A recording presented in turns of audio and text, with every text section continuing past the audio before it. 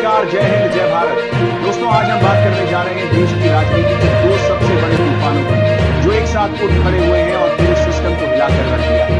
एक तरफ बिहार के चाणक्य कहे जाने वाले नीतीश कुमार ने एक बार फिर अपना सबसे बड़े तूफान मास्टर स्ट्रोक के लिए रातों रात एनडीए को ठोकर मारकर फिर से इंडिया गठबंधन में वापसी कर दी।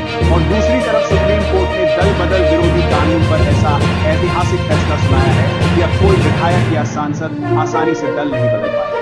और ठीक इसी वक्त जब ऊपर दिल्ली में सत्ता का खेल चल रहा है, नीचे जमीन पर हमारे बीएलओ, हमारे बूथ लेवल ऑफिसर मौत को गले लगा रहे हैं। दोस्तों, वीडियो को एक लाइक करके चैनल को सब्सक्राइब जरूर कर लीजिए, क्योंकि ये आपके लिए तो एक सेकंड का काम है, लेकिन इससे हमारी काफी बड़ी मदद है। दोस्तों, आत्महत्या कर रहे हैं क्योंकि ऊपर जो दबाव डाला जा रहा है वो इंसान है। दोस्तों, ये तीनों घटनाएं अलग अलग नहीं है, ये एक ही सिक्के के तीन पहलू हैं, जो बताते हैं कि हमारा लोकतंत्र आज कितनी गहरी बीमारी से गुजर रहा है। आइए शुरू से समझते हैं। पहले नीतीश कुमार का ये रूप।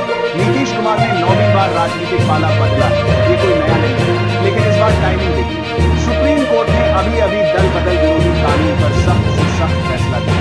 कहा है कि स्पीकर को अब तुरंत कार्रवाई करनी होगी, 3 महीने से ज्यादा देरी नहीं चलेगी। दल बदल लोकतंत्र का दीमक है, ऐसा सुप्रीम कोर्ट ने कहा है। और ठीक उसी दिन नीतीश कुमार एनडीए छोड़कर चले गए, मतलब वो कानून से पहले ही कानून को चकमा दे गए। लेकिन अब सवाल यह है कि क्या नीतीश कुमार के इस कदम से केंद्र की मोदी सरकार पर? बिल्कुल है, क्योंकि बिहार में जदयू के पास 45 विधायक है और लोकसभा में 12 सांसद। अगर नीतीश पूरी तरह इंडिया गठबंधन के साथ चले गए तो केंद्र में बहुमत का आंकड़ा मिल सकता है, खासकर अगर कुछ और सांसद भी उनके साथ चले गए तो। और यही वजह है कि दिल्ली में बीजेपी हाईकमान की नींद हो रही है, लगातार मीटिंगें हो रही है। अमित शाह खुद बिहार पहुंच गए हैं, नड्डा सक्रिय है, लेकिन नीतीश कुमार ने जिस तरह रातों रात खेल कर दिया, उससे बीजेपी पूरी तरह बैकफुट पर आ गई है।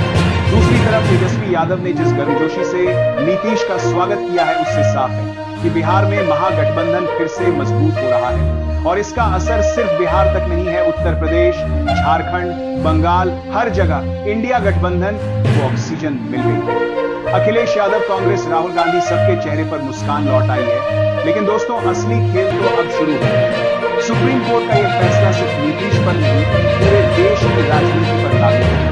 महाराष्ट्र में जो शिवसेना फूट हुई थी, गोवा में जो कांग्रेस के विधायक बीजेपी में गए थे, मणिपुर में जो खेल हुआ था, मध्य प्रदेश में कमलनाथ सरकार को गिराने का जो खेल खेला गया था, कर्नाटक में जो ऑपरेशन लोटस चला था, अब सारे पुराने मामले खुल सकते हैं। सुप्रीम कोर्ट ने साफ कहा है कि स्पीकर अब पक्षपाती नहीं चल सकता, वो संवैधानिक पद पर है, उसे तुरंत फैसला करना होगा। और अगर स्पीकर नहीं मानता तो कोर्ट सीधे हस्तक्षेप करेगा। मतलब अब जो नेता पैसे लेकर दल बदलते थे, उनका खेल खत्म होने की कगार पर। लेकिन दोस्तों, इसी वक्त जब ऊपर सत्ता की लड़ाई चल रही है, नीचे जमीन पर हमारे बीएलओ, हमारे शिक्षक जो बूथ लेवल पर चुनाव कराते हैं, वो मर रहे हैं। सुधीर कुमार शादी से एक दिन पहले आत्महत्या कर ली, क्योंकि ऊपर इतना दबाव था कि वो सह नहीं पाए। गोंडा में विपिन यादव ने कई जिलों में शिक्षकों को दिल का दौरा पड़ रहा है, तनाव से लोग पागल हो रहे हैं। और ये कोई नई बात नहीं है, हर चुनाव से पहले यही होता है, लेकिन इस बार हद पार हो गई। एक बीएलओ को रोज 200 से 300 फॉर्म भरने पड़ रहे हैं, क्रैश करता है, फोन नहीं रुकते, ऊपर से अधिकारी धमकाते हैं, निलंबन की धमकी देते हैं, वेतन रोक देते हैं। और सबसे बड़ी बात, 45 से 50 साल के शिक्षकों से उम्मीद की जाती है कि वो टेक एक्सपर्ट बन जाए, वो भी बिना किसी अतिरिक्त सुविधा के बिना, ओवर टाइम के बिना, मानसिक सहारे के। दोस्तों, ये शिक्षक हैं जो बच्चों को पढ़ाते हैं, और अब उनसे कहा जा रहा है कि या तो नौकरी छोड़ दो या जान दो, और कई लोग जान दो। सवाल यह है कि क्या मुख्य चुनाव आयुक्त ज्ञानेश कुमार तक ये आवाज पहुंच रही है? क्या चुनाव आयोग को पता है कि उसके नाम पर कितने घर उजड़ रहे हैं, कितनी जिंदगियां टूट रही हैं? ये बीएलओ कह रहे हैं कि हम नौकरी नहीं छोड़ना चाहते, लेकिन जान बचाना मुश्किल है। और ये सिर्फ उत्तर प्रदेश की बात नहीं, बिहार, झारखंड, हर जगह की हाल है। दोस्तों, ये तीनों घटनाएं एक साथ जुड़ी हैं। ऊपर राजनीतिक दल बदल रहे हैं, सत्ता के लिए कुछ भी कर रहे हैं, और नीचे आम आदमी चुनाव कराने के लिए मर रहा है। क्या यही है हमारा लोकतंत्र? क्या यही है दुनिया का सबसे बड़ा लोकतंत्र? सुप्रीम कोर्ट ने दल बदल को दीमक कहा है, लेकिन असली दीमक तो वो सिस्टम है जो अपने ही कर्मचारियों को कुचल रहा है, जो अपने ही शिक्षकों को आत्महत्या पर मजबूर कर रहा है। नीतीश कुमार बदल सकते हैं, राहुल गांधी, मोदी जी, कोई भी सत्ता में आ सकता है, लेकिन अगर जमीन पर काम करने वाले लोग भी मरने लगे तो ये लोकतंत्र कैसे चलेगा? दोस्तों, आज का सच यही है कि बिहार से उठा, राजनीतिक भूचाल दिल्ली तक पहुंच गया है। सुप्रीम कोर्ट ने राजनीति को रीसेट करने का फैसला ले लिया, लेकिन उसी वक्त चुनाव आयोग का अमानवीय रवैया हमारे लोकतंत्र की नींव हिला रहा है। अब वक्त आ गया है कि हम सब मिलकर आवाज उठाएं। नीतीश कुमार का यूनिटी एक्स टर्न चाहे जो हो, लेकिन हमारे बीएलओ की जान बचानी जरूरी है। हमारे शिक्षकों का सम्मान बचाना जरूरी है, क्योंकि अगर वो नहीं रहेंगे तो चुनाव कौन कराएगा, वोट कौन गिनाएगा, लोकतंत्र कौन चलाएगा।